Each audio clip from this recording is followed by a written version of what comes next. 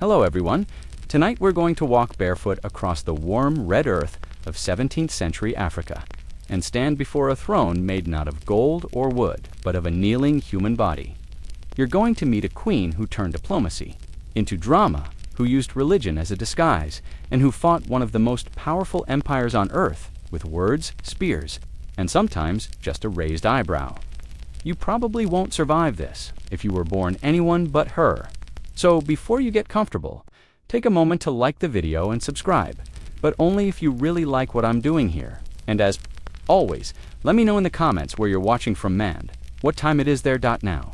Turn down the lights, turn on the fan to some soothing background music, and enjoy your evening ride together. You're not born powerful. Not yet, but you do open your eyes in a palace sif. You can call it that. Palm walls, thatched roofs, red clay underfoot. You're a princess in the kingdom of Ndongo, in what is now Angola, and the smell of firewood mixes with the rustle of silk brought from traders along the coast. But make no mistake, you're not alone in this kingdom. There's another force outside the walls, whispering in foreign tongues and lining its words with steel. They've already carved the coast into slaving ports. They've built stone forts and handed out rosaries like candy. Right before taking everything else, you're just a girl then, a daughter, not a queen. But you're already listening. You hear how the Portuguese speak to your father not as allies, but as accountants. Every deal includes a clause. Every friendship ends with your people shackled. Your father, the Angola, the king, tries to hold the line. But each year, his maps shrink and his people vanish into ships. You learn diplomacy by eavesdropping. War by watching your brother Mbandi is a wreck in slow motion. Jealous, angry, and dangerously eager to rule, he eyes the throne like it's a golden mango about to drop. You don't trust him. He doesn't trust anyone. You train in secret spear bow, the art of horses. A princess isn't supposed to fight, but you've seen what happens to women who don't. There's a moment when everything shifts. You're in the court, maybe 14, maybe 15. The Portuguese send a priest to negotiate. He speaks through an interpreter, a lesser king, and offering peace in exchange for more land, more slaves. Your father listens, eyes dull. You interrupt. You ask the interpreter to repeat the words exactly. He does. Then you ask him to leave, in flawless Portuguese because you've been learning in secret. You tell the priest that your father's lands aren't for sale, and if they want peace, they can return your stolen people first. The room freezes. Even your father looks at you like you just started glowing. The priest blinks. He laughs. He doesn't understand who you are yet. He will. A few years later, the line of succession breaks. Your father dies. Your brother, as expected, lunges for the throne like a starving dog. You're sidelined, sent to observe diplomacy, missions while he rules. You observe all right. You watch him lose land after land to Portuguese deals. You watch him sign documents he can't read. You watch the crown sit on a man whose fingers tremble when he holds it. Then comes the summons. The Portuguese want peace, again temporary peace, of course, which usually means they want more people to sell and fewer spears pointed at their forts. Mbandi's too weak to face them, so he sends you. You're to negotiate on behalf of the kingdom. You enter the room and find the Portuguese governor sitting tall on a carved chair. There's no second chair. You're expected to stand. He smirks. You smile back. You turn to your servant and calmly signal. Without a word, he kneels down. You sit on his back, eye level with the governor, and begin negotiations. That's the moment the world remembers. The image is burned into memory. An African woman sitting on a man's back in front of an empire. Speaking fluent Portuguese, unmoved, unbuttered, and utterly in control. A real one. One that halts hostilities, opens trade, and grants respect at least for a while. You walk out of that room not just a negotiator, but a threat. The Portuguese call you cunning. Your people start calling you Queen Nzinga, princess, not daughter, not queen, still unofficial, still controversial. But oh, it's coming. And when it does, you won't wait for permission. The chair wasn't about comfort, it was about control. You'd known walking in that they would try to make you look small literally. They did it to every African envoy. One chair for the governor, standing room for the rest. But you, Nzinga, you're using that title now. Even if no one handed it to you didn't flinch.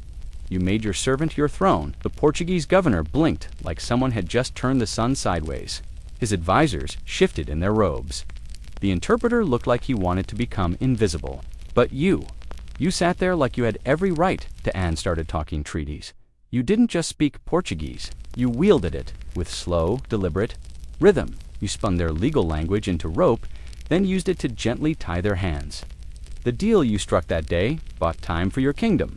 It returned prisoners, paused slave raids, and even acknowledged your diplomatic status. But let's be honest, it also gave the Portuguese exactly what they wanted: a smiling, Christianized African queen they thought they could manage. They had no idea what they'd invited in. See, that day with the chair wasn't just a power move, it was your mask, a performance. You were watching them the whole time, counting how many soldiers stood guard. Which advisors interrupted the governor, where the power shifted when papers were passed. And behind your graceful nods and royal posture, your brain was already calculating. Plan B back home. Your brother Mbandi was spiraling. He'd never liked your popularity or the way people whispered that you should have been queen all along. After your diplomatic success, those whispers became louder. And then he died. Poisoned, some said, by Portuguese agents. Others blamed madness, and a few your enemies mostly claimed you did it yourself. Historians are still debating whether Nzinga ordered her brother's death, or simply let history finish the job for her. What's certain is this: once he was gone, you moved fast. There were no royal elections, no long debates in court. You gathered your illustrable leaders, warriors, former captains of your father's army, and declared yourself ruler of Ndongo. Cue the outrage. You were a woman, a former envoy, and in some eyes were still a baptized Christian. But you also had something rarer than gold in a crisis. Results. People remembered that you'd held your own in negotiations, that you brought home people who'd been taken, that you, not your brother, had looked the empire in the eye and smiled. Of course, power doesn't arrive gift-trapped. You had to fight for it. And by fight, we mean with actual weapons. There were rival claimants to the thrones in distant cousins, some generals with too much ambition. You rode out to their camps personally, not to parley. To finish it, you wore armor stitched from zebra hide and carried a sword engraved with Catholic symbols. Because yes, you were playing both sides now. One hand held the old traditions, the other wore a crucifix, because you knew something the Portuguese hadn't figured out yet. Faith is also a weapon. So is appearance. So is every gesture you make. But it wasn't enough just to claim the throne. You had to make it yours. Your first royal decree: strip the corrupt nobles of their land and give it back to families who'd lost sons to slavery. Your second: send spies into Portuguese forts under the guise of Christian pilgrims. Your third: marry power to fear. You held a public ceremony, declaring yourself the Angola, not just queen, but supreme ruler, the title once held by your father. You dressed in full warrior regalia, mounted a horse like a general, and gave a speech that wasn't recorded but still echoes. They want our people in chains. I will give them warriors instead. You didn't blink when enemies called you a traitor to your own faith, or a sorceress, or that woman. You just smiled wider. And behind you, your people began to rise. Because while the Portuguese thought they were dealing with a queen who'd learned how to play nice, they were actually facing the beginning of a long, patient war. One waged with masks, misdirection, and moves they wouldn't see coming. Remember the chair? That was just the start. You were already building a throne so wide, even an empire wouldn't know it was sitting on your palm. When a crown passes from one head to another, there's usually some ceremony, a coronation, just rumors, blood, and the sound of doors being shut behind you. You didn't wait for approval to become queen, you announced it. With your back straight, your spear polished, and your court already packed with loyalists. It wasn't subtle, it wasn't smooth, but it was done. And people noticed. The people of Ndongo weren't stupid. They'd watched your brother fall apart in slow motion. They saw the Portuguese trade prayers for muskets, and now they saw Nzinga stand, up with the crown in one hand and a strategy in the other. Of course, not everyone clapped. There were the traditionalists, the men who believed the throne should only go to sons, never daughters, The priests who muttered about "you're Christian," baptism as if you were a sheep. And then there were the people who simply didn't like how fast you moved, how decisive you were, how, unapologetic that you handled them the way you always did, with a mix of charm, threat, and theater. For your coronation, you didn't sit on a golden stool like your ancestors, you sat on a dead man's skull. That's not metaphor, by the way. It was a real skull said to be your brother's, though scholars still argue whether it actually was. Either way, the symbolism, unmistakable.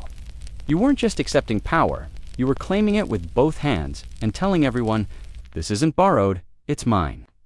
And here's the thing most forget. Your kingdom wasn't exactly stable. The Portuguese were tightening their grip. Christian missionaries were sowing division from inside.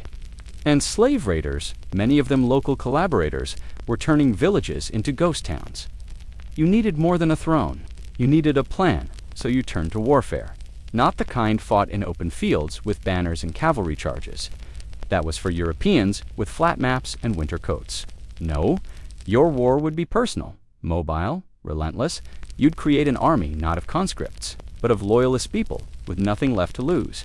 You offered sanctuary to escaped slaves, took in women and children who'd seen their villages, burned, gave swords to people who'd never held anything sharper than a farming tool.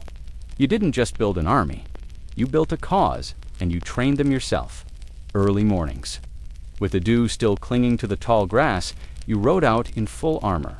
You practiced ambush drills in the forests. You drilled formations by torchlight. And when a soldier hesitated to strike during a demonstration, you took the blade and did it yourself. You weren't interested in being a ceremonial queen. You were going to be a commander. And people followed.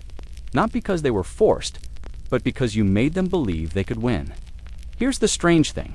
Despite the war, despite the fear, you still played the part of the Christian queen when needed.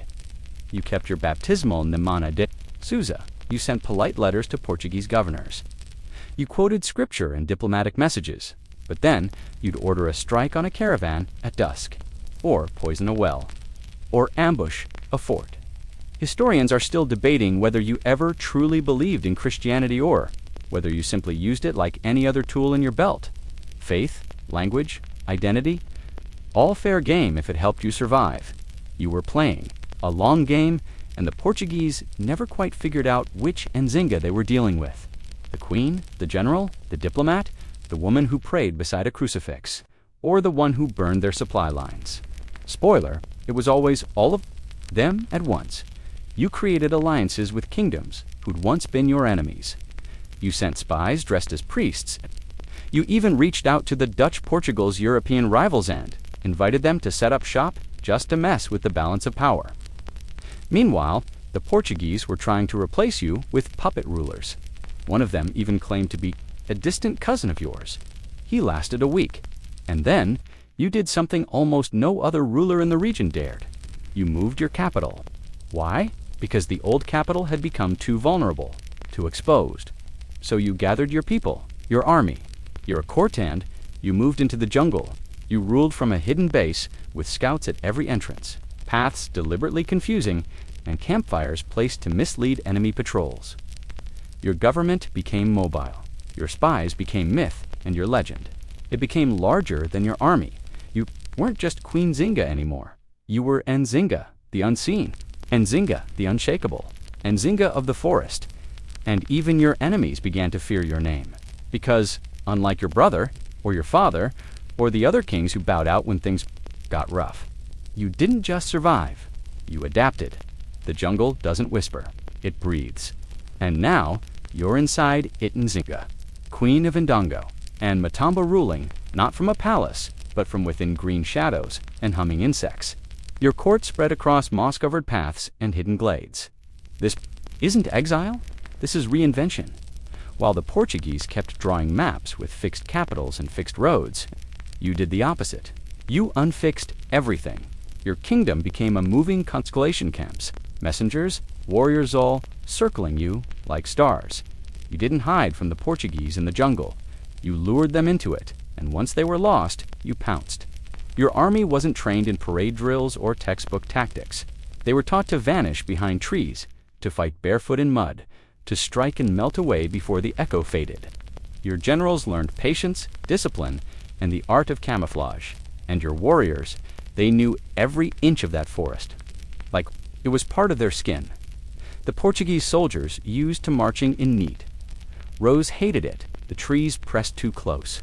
The animals didn't sleep. The silence before an ambush was louder than any battle cry. And then you showed them what real fear looked like. Surprise! You attacked at night. You attacked in rain. You set traps using vines and carved stakes. You intercepted supply routes and burned food before they could eat it. They couldn't fight you head-on, so they tried to buy you off. That's when you played another card. Negotiation. You offered ceasefires, then broke them when the Portuguese didn't follow through. You suggested peace talks, then used the time to reinforce your scouts. You wrote diplomatic letters so polite they practically smelled like perfume, and included ultimatums buried between the lines. And when you needed to speak softly, you did. With a Catholic Bible in one hand and a knife behind your back, it wasn't hypocrisy. It was survival. Sometimes you baptized prisoners just to confuse Portuguese captains. Sometimes you quoted Psalms right before launching a surprise raid. Your enemies couldn't figure you out tanned. That was exactly the point. They thought you'd be either savage or saint. Instead, you were both. And neither one of the oddest details. From this period, you took multiple husbands, male consorts, really from different regions. Not for love necessarily. For politics, each man came with local loyalty, tribal connections, or useful skills. They lived in your camp, followed your orders, and were rotated out as needed. It was like a royal Tinder system, except you were the only one allowed to swipe. Historians are still debating whether this was scandalous or strategical, knowing you. Both what no one debates is your mastery of logistics. You kept your army fed using supply lines no one could see. You set up entire networks of scouts disguised as traders. You trained your soldiers to listen for the difference between a bird's song and a warning call. And when the Portuguese built forts, you didn't attack them directly. You made them irrelevant. You cut them off. Surrounded them with silence. Sometimes, weeks would pass without a single Portuguese patrol returning. The trees were watching, and you were waiting. One time, you sent a decoy delegation to distract a Portuguese garrison while your real force captured their food convoy 2 miles away. Another time, you disguised your warriors as villagers and smuggled them into a fort. They opened the gates from the inside. It was chess, but with thorns, and yet you didn't rule with paranoia. Your jungle court was alive singing, dancing, praying, training. You held ceremonies by firelight, you minted titles, you honored elders. You created a sense of statehood, even without borders, because you knew an empire doesn't need walls. It needs belief, and belief you had in spades. Your people believed that you were chosen, that you walked with spirits, that your voice could command storms and end droughts. Was it all true? Maybe, maybe not. But when you stepped into a war council, cloaked in feathers and bone beads, lit by a circle of torches, even your generals stood straighter. Even your enemies hesitated. The Portuguese tried to spin your image back home. They painted you as wild, barbaric, dangerous, but the letters they sent privately, full of fear. She is clever, one governor admitted, and relentless. You once intercepted a Portuguese message that included the line, "We cannot predict her." You laughed for a full minute when you read that, because that's exactly how you designed your reign. You weren't trying to win one battle. You were trying to outlast an empire. And as the years passed and the jungle grew thicker around your court, the odds quietly began shifting. You had no castle, but you had time, and that, in the end, might be the most dangerous weapon of all. By now, even the trees seemed to side with you. The jungle canopy arched like a cathedral over your camps. The vines, your curtains, the leaves whispered more loyalty than most thrones could demand. You weren't hiding, here you had transformed this forest into a kingdom that breathed and bled with you, and far across the rivers and trade roads. The Portuguese began to sweat in their boots, not from the heat, but from something far more terrifying, the realization that they hadn't defeated you. They hadn't even slowed you down. You had become an echo in their minds, a queen who slipped through ambushes, reappeared at diplomacy tables, and recruited armies from ruins, a monarch of smoke and strategy. So what do you do when you're outnumbered? outgunned, and still refused to kneel, you start borrowing your enemy's enemies. That's when you made your next move, reaching out to the Dutch. Now, the Dutch weren't saints. They wanted trade routes, sugar, and shiny things just like everyone else. But unlike the Portuguese, they hated losing to Catholic rivals. So when you sent envoys dressed in clean robes and bearing gifts, they listened. They smelled opportunity, and maybe just a little fear of what you could do if left unchecked. It was a delicate dance. The Dutch were foreign, suspicious, but you knew exactly how to play the long game. You invited them to trade posts along the Kwanza River, offered safe passage, promised alliances against the Portuguese. You weren't just giving them access, you were giving them purpose.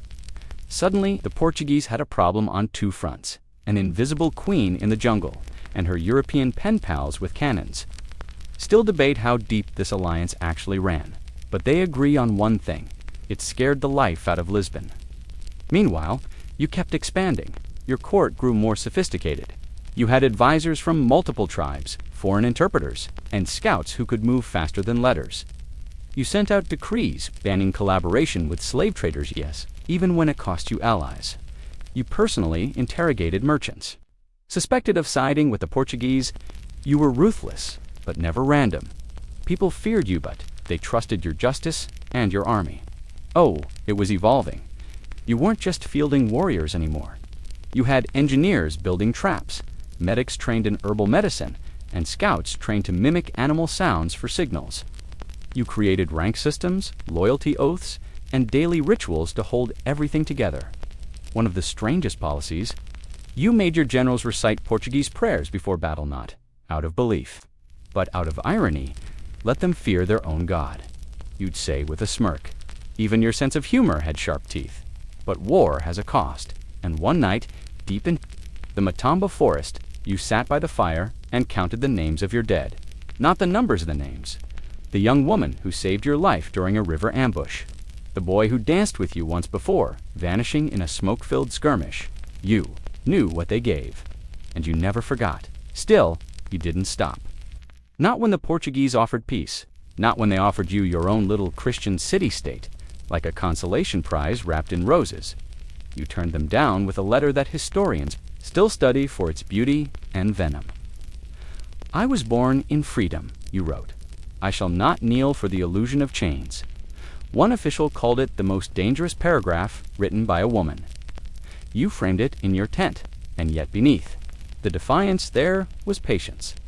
You didn't rush into suicidal glory. You picked your battles. When the Portuguese flooded certain areas with troops, you pulled back. Let the jungle reclaim the forts. Waited for disease and heat to do your work. Because you understood something empires always forget. Land is stubborn, and people even more so. You just had to outlive their attention span. Remember that time they thought they had you surrounded? Yeah, that didn't go well for them. Your scouts had watched their every move. Their flanks were thin, their supply chain overextended. You let them march deeper, deeper, until the trees swallowed them.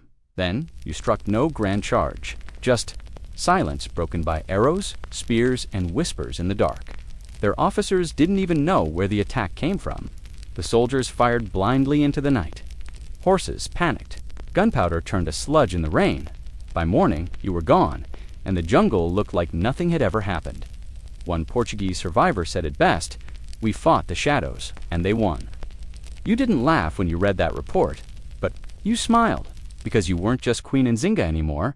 You were the storm in the leaves, the cunning behind the curtain, the question mark on every map they drew. And best of all, you weren't done yet.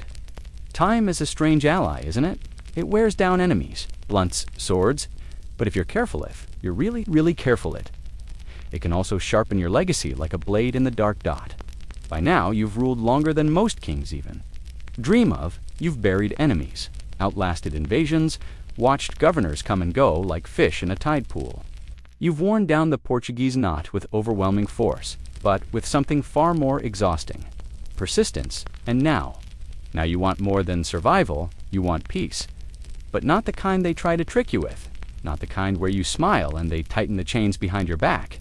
No, you want the kind where your people can breathe. And to get that, you decide to do the unthinkable, negotiate again. But this time, It's you calling the shots. It starts with letters written in flawless Portuguese, because of course, you never forgot how to weaponize their own words. You open with blessings, you end with veiled threats, and somewhere in the middle, you make it clear the Queen of Nzinga and Matumba is willing to talk. The Portuguese hesitate. After all, you've outfoxed them for decades. They still tell stories about the time you escaped a cavalry trap by disguising yourself as a washerwoman and riding off on a stolen donkey. Yes, that really happened. Don't ask where the donkey came from, just know you named it. Eventually they reply, and when you ride to meet their delegation, you're not hiding in the jungle this time. You wear white robes and gold jewelry. You ride a war horse with bells. On its bridle, you bring a choir. Because nothing says I'm serious about diplomacy like showing up to a treaty meeting looking like the headliner at an ancient Coachella. The negotiations are long. Days turn to weeks. You meet with priests, generals, diplomats, and spies pretending to be diplomats. They want you to kneel. You want reparations. They want your territory. You want trade routes under your control. And you both want the same thing, an end dot, so you give them a deal they can live with. You recognize some Portuguese authority in paper. They recognize you as sovereign ruler. On everything else, it's not a perfect peace, but it's real, and for your people, it means breathing room. It means fewer slave raids. It means being able to plant rice without wondering if a musket will interrupt harvest season. Historians still debate whether you sold out at this point, whether the older Nzinga the fierce general in the forest would have spat at these terms. But that's the thing, isn't it?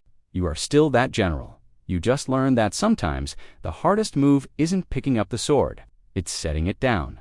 You don't abandon your army, you keep it sharp. You train new recruits, but you begin focusing on something no one expected from a queen who once sat on a skull, government.u reform land ownership, create systems for taxation, establish courts where locals can bring complaints against even the nobility. You appoint women to positions of power, actual power, not just ceremonial tiaras. You even write your own laws. Your enemies once said, "You were too wild to rule now." They say you're too organized to defeat.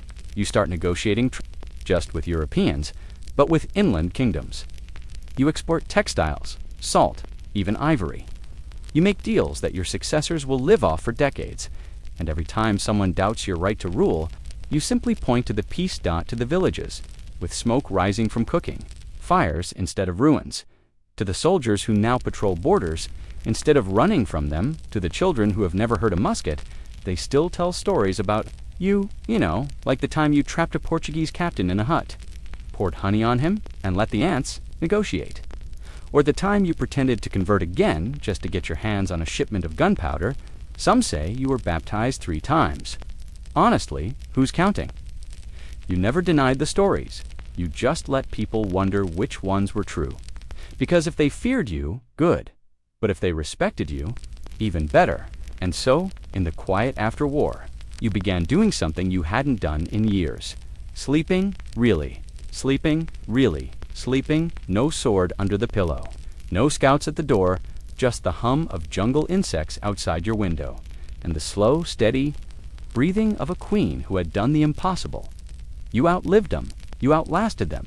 And now, for the first time, your dreams weren't filled with battle cries. They were filled with music. Peace, it turns out, is its own battlefield.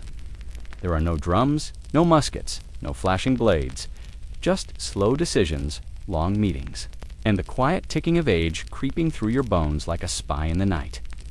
And yet, Queen Nzinga, you're still playing the game, still sharp, still watching, even with your hair streaked silver and your stride a little slower. You never stop ruling. You just do it with more silence, more glance, and less sweat. You've become myth.children and Matamba sing songs about the warrior queen who tricked the Portuguese. Traders bow lower when your name is mentioned. Other kingdoms send gifts to your court not for alliance, but for respect. Even the Portuguese, yes. Them now write about you in diplomatic reports with phrases like Her Majesty's judgment remains formidable. But you're not fooled. You know history is slippery. Empires forget. Men twist stories, and women, especially powerful women, tend to get turned into fables, or worse, footnotes. So You take charge of your own legacy. You begin writing, dictating letters, records, speeches. You gather scribes. You order your generals to recite victories, your midwives to record births, your village elders to contribute oral traditions. You want it all remembered, not just the battles, but the breath between them. The odd thing, you're enjoying it. Maybe it's because, for the first time, you're telling your story instead of fighting inside it. You get to include details that would never make it into a Portuguese report, like the time you bribed a European priest with a basket of mangoes and a fake saint's finger. He still thinks he got a holy relic. Really, it was a carved chicken. Bone, you'll laugh now when you tell that story, and your courtiers laugh too, not because they have to, but because they know that even your jokes have teeth. But time is catching up. Your advisors begin looking at you with nervous eyes. You get more gifts from Europe, some nice, some suspicious. One governor sends you a clock, a silent one. You keep it on your desk, unwound, because if time thinks, it can intimidate you. It's got another thing coming. And yet, in the quiet hours of the night after, the fires go out. After the singing stops, you start wondering what comes after you. You have no children of your own, at least none who've survived the blades and betrayals. You've appointed capable successors, but still, you worry. Will they protect the peace? Will they remember the sacrifices? Will they bury you with the same reverence you gave your ancestors, or will they try to reshape you into a statue of soft words and bland history? It's a thought that keeps you awake. Well, that and the mosquitoes. Royal blood doesn't make you immune to those. Still, you don't show the fear, not to your court, not to your allies. Definitely not to the Portuguese. Instead, you write one. More letter. This one is different. It's not for a king or a governor. It's not a treaty or a warning or a demand. It's a message to the people of the future. A single scroll, sealed in wax and buried beneath the palace tree. It begins with, "If you are reading this, then I have one." Because if your name survives, then so does your country. If your battles are remembered, then your people are still fighting in their own ways. And if your throne is gone, but your spirit remains, then the game never really ended. Even your funeral plans are a bit unconventional. You ask for your body to be wrapped in silk and buried not in stone or gold but beneath the roots of the oldest tree in the capital. You want to be part of the land. You want your legacy to feed the soil, to become something people walk over without even knowing. Not out of humility, but out of strategy. Because if the land belongs to the people, and you are in the land, then, well, do the math. Nzinga never really leaves. And let's not forget, you've earned the rest. You've outwitted empires. Rewritten laws built alliances from ash and betrayal. You've ruled with teeth and tenderness. You've worn armor and beads, crown and machete. You're not just a queen, you're a whole category. And as the jungle sings you to sleep one final time, you let out a breath not of regret, but of deep, humming satisfaction, because the world may forget kings, wars, treaties, but they won't forget you. They can't, because somewhere out there, in a corner of the world where the trees still grow wild and free, a young girl is sitting cross-legged beneath a tree, and she's hearing your story for the very first time. It's night now. The palace is quiet, the fire's low, and the stars are beginning to settle in like silent guards across the black sky. If you listen carefully, you can still hear the rhythm of drums somewhere far off, distant enough to feel like memory, close enough to feel like home. You've ruled for over 4 decades. That's longer than most kingdoms last. Longer than your enemies expected. Longer than your younger self, the one who sat on that rug at her first negotiation, ever dreamed. NL Queen Nzinga.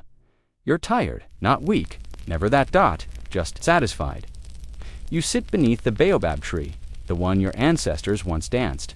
Around, and you lean back into its rough bark like it's an old friend. The wind runs gentle fingers through your hair. You close your eyes, and you remember. You remember the first time you held a sword. Too heavy, too sharp, too thrilling. You remember the day your brother died, and they all said a woman couldn't rule. You remember the look on the Portuguese envoy's face when you refused to kneel. When you had your servant become your chair, you remember the forest court, the nights of war songs and raindrops, the hush of the ambush just before it broke. You remember the thrill of negotiation, the slow power of peace, The joy of seeing your people live without fear, at least for a time. Remember love, though it never came in the shape people expected. Your love wore armor and command. Your love looked like freedom. Your people remember too. Even now, they gather outside your home. They sing softly not the songs of war, but the lullabies you once heard as a girl. Songs about rivers and birds and the moons, lazy walk across the sky. Tonight, the capital does not sleep. They know what is coming. And in the morning, when they find you sitting beneath the baobab tree, eyes closed, face calm, they do not cry. They sing because queens do not die. Not really dot, especially not you. You become story, you become soil. You become something planted deep in the hearts of everyone who ever heard your name whispered with awe and your legacy. It grows wild. It winds through the roots of kingdoms. It echoes in the halls of history books where your name used to be a footnote and is now a chapter. It grows in the voice of every girl told she's too loud, too bold, too much. It grows in the hands of every leader who chooses strategy over strength, who knows when to fight and when to wait, who can smile while holding the line. It grows in you, listener, right now. You didn't expect that, did you? But you're a part of the story now, too. You've traveled through centuries tonight. You've seen battles in the jungle, politics at knife point, peace won with wit and steel. You've walked beside Queen Nzinga, one of the greatest rulers history ever tried to forget. And now, as your eyes grow heavy and the fan hums gently above you, something strange happens. You're still, you're quiet, and for just a moment, you feel the weight of a throne that isn't yours, but somehow rests gently in your chest. Let it stay there. Let it be your crown for the night. Let it remind you that power wears many faces, and sometimes it sounds like a whisper in the dark, saying, "You're not finished yet, so sleep well, traveler of time." Tomorrow, the world returns with its noise and demands. But tonight you ride with a queen, and when you dream, may the jungle hum around you, the stars guard your sleep, and the memory of Nzinga warrior, diplomat, trickster, ruler wrap around you like a royal cloak. You made it to the end. You survived this story, and now you can rest. Good night.